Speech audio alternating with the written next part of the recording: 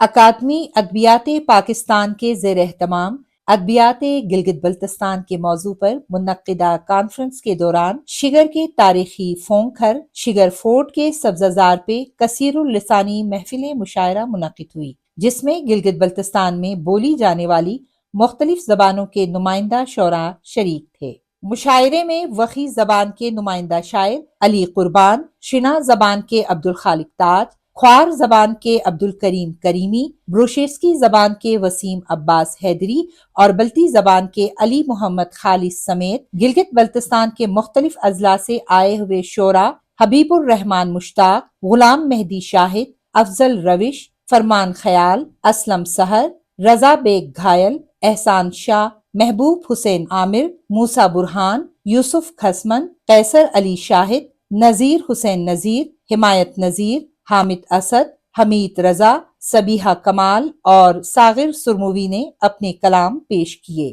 جبکہ مجلس صدارت میں شامل نامور شعراء امین ضیاء، ڈاکٹر مظفر حسین انجم، سید امجد علی زیدی اور نامور عالم و شاعر شیخ علی توحیدی نے خوبصورت کلام سنا کر ماحول کو گرما دیا۔ اکادمی ادبیات پاکستان کی چیئرپرسن ڈاکٹر نجیبہ عارف نے مشاعرے میں بھرپور شرکت پر گلگت بلتستان کی زبانوں کے نمائندہ شعراء کو خراج تحسین پیش کیا اور کہا، اسی نوعیت کے تخلیقی عمل سے ان زبانوں کو معدومیت سے بچایا جا سکتا ہے۔ انہوں نے مشاعرے کی میزبانی کرنے پر وزیر صحت گلگت بلتستان راجہ محمد اعظم خان، کمشنر بلتستان ڈویژن کمال خان اور ڈپٹی کمشنر شگر عارف حسین کا بھی شکریہ ادا کیا۔ محفل میں انہوں نے کلام سنا کر سامعین سے خوب داد وصول کی۔ بعد میں مجلس صدارت میں شامل شعراء میں اکادمی ادبیات کی جانب سے یادگاری شیلڈز پیش کی گئیں۔